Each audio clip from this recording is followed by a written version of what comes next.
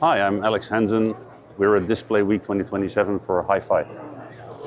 And you've been involved with display technology for a long time? Oh yeah, I've been in display technology for 40 years. So every variant of display technology has been past my attention. What's the latest that you're working on right here? What we're working on now is a way to improve the data transmission from the television subsystem to the display panel. At the moment, the television subsystem can transmit only a limited number of amount of data from its CPU to the display edge, and we can exceed that by a factor of 10. So the problem now is that the television subsystem only does 10-bit transmission to the display subsystem, to the display drivers, whereas even inside the processor, there is 12 bits processing to try and adjust the gamma curve for the display. Now, if you start with a 12-bit gamma curve, you can never transmit that over a 10-bit lane. So we've improved that. We're making sure that any 12-bit input can go through. So maybe you can stand right here, bring this one. Yeah. So are you basically talking about more colors for the future of displays, or what is it? In principle, yes. More colors, higher refresh rates, lower power, lower EMI. So it's a win-win-win-win situation. Lower cost? No. Lower cost as well. It's difficult initially, but we're planning to get low-cost devices as soon as possible, so not exceeding the existing cost by too much of a amount. What's showing here? What we're showing here is actually this system, or the AVT system as we call it, that's sampled analog. Is it FPGA, or what's going on here? It's an FPGA. This FPGA takes a video signal that's coming from the laptop here, and it turns it into an analog signal that is transmitted as if it's in a TV along a number of PCBAs, even taking into account a timing controller board. So it's a replication of what you find in a TV, and we're transmitting the data across this line. Now, if you would do that in an analog, in a digital system, you would never get an image on the other side, because you'd need shielding, you'd need much better data processing and a lower frequency. So on the screen here, you can see that the image we're transmitting there is actually transmitted correctly. This image has been through this wiring loom, and you can see it's showing a perfect image. What goes on over there? Well, its television system has two long PCBAs which are attached to the bottom of a display panel. And those are normally populated by sending the digital signal from the center in order to minimize the distance. We've done it differently. We just send the analog display along the entire length before we pick it up and then make it visible again on the monitor. So this is proof that the transmission, the analog transmission that we're proposing, works. So what does Hyphy potentially mean? Hyphy potentially means that all display driver ICs and all timing controllers that are currently in the market will be replaced by a sampled analog device. Not just because it would be an improvement in performance, but also because of the reduction in EMI, the reduction in disturbances would make it much easier to assemble a TV set. Also, as I said, we are going to a bit depth of 14 or 16 bits in the near future. That will replace the 8-bit that is currently in between. Do we need new content? We have new content, so I don't think the streaming content will change much.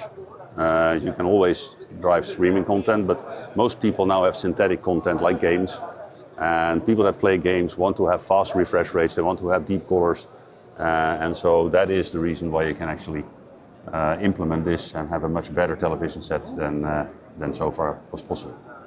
Like, there's amazing upscaling technology for increasing the detail. It could maybe also upscale the colors with AI kind of things. If you want, but it's all upstream. So we're taking care of the final part of the data stream. And what does the word hi-fi potentially mean? Is to do with the high fidelity? No. It has something to do with high fidelity at the first part of the name, and the phi, we think it's originated from the word phi, which is a data communication port. So here, the Display Week, you're talking with display makers, with who? Yes. All kinds? All kinds. So. And what do they say? Well, as you might understand, in the beginning it was difficult. Yeah, you don't go back to analog. But as we explain and demonstrate further, the atmosphere is starting to change. We're starting to see traction. We're starting to see people coming here by their own account instead of us asking them to. So it's definitely moving in the right direction. And what is design going on here on this solution here? This is a COF, which is a normal technology for the application, for the connection of a display driver IC to the edge of the panel. So right. In a 4K display, there will be 12 of those on the panel.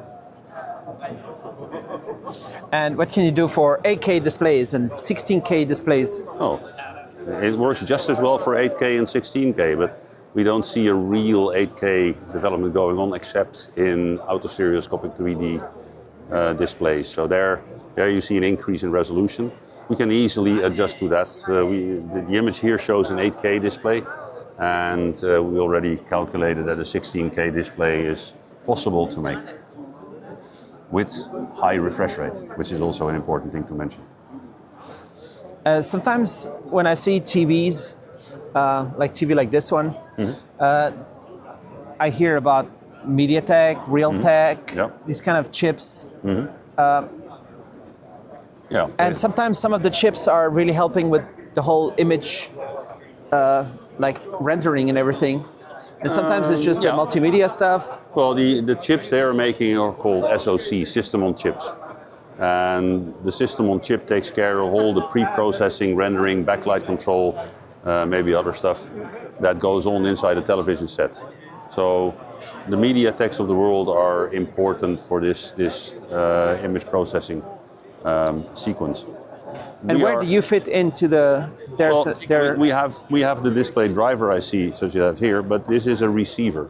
We also need a transmitter, and that transmitter needs to be near to the MediaTek display or MediaTek driver, or maybe even inside the MediaTek driver, or Realtek driver, or Novatec driver, whichever. All right, so you could be inside a driver. Oh no, inside an SoC, yeah. Your tech could be in the SoC also. Yeah, definitely. So you could partner with these chip makers to add your tech in there. Yes. All right. Absolutely. And it sounds like it's going from digital to analog to back to digital? No, I don't think so. You can't go back to digital because the frame rate, the bit rate is simply too high. Not possible anymore. So to transfer more than 4 gigabits per second across a single wire pair is virtually impossible. And I've seen examples here, people trying to do that, they needed compression. So without compression, no way. And with compression, everything becomes too expensive. So you talk about uncompressed? Yeah, absolutely. No punches pulled, everything is uncompressed, bit for bit, turned into analog, and the analog's display pixel samples are sent unchanged. At the first day, there was a keynote by the IMAX guy, and he was talking about, it was really interesting to try to understand how to get the intention of Tarantino and Christopher Nolan, all these guys. They want to do very high fidelity movies, but then people watch them on stuff that doesn't really reproduce what they're supposed to show, right? We can't do anything about that. I mean, if somebody wants to use content and they don't use the right equipment to show it, we can't help that.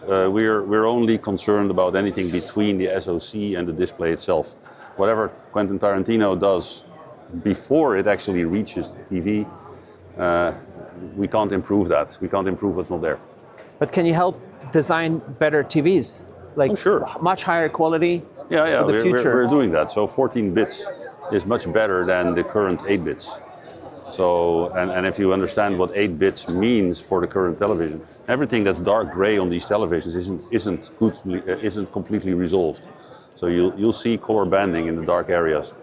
And with our tech, that's going to disappear. Also, we're going to fill the color gamut volume with a lot more colors. So if you just do the math, we're getting into the trillions of colors, not billions.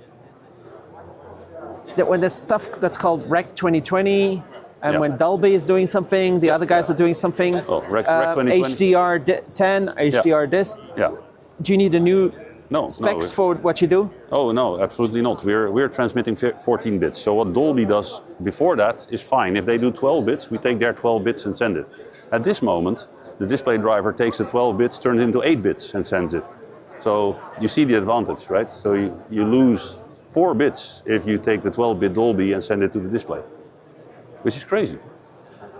In our case, you just continue with the 12 bits, and we have some image corrections and mapping also going on. So we actually increase the resolution to 14 bits. And where do you do all this engineering? In various places in the world. So we've got an engineering team in Shenzhen. We've got an engineering team in Hyphy. We've got an engineering team in Melbourne. So some of your colleagues over there? Yep. All right. Imagine every pixel, every sound, enabled through HDMI technology. From the highest resolutions, the fastest refresh rates, to immersive multi-channel audio, HDMI technology powers a worldwide ecosystem of devices for movies, for gaming, for creators. Experience clarity, performance, connection. HDMI technology. Connect the future today.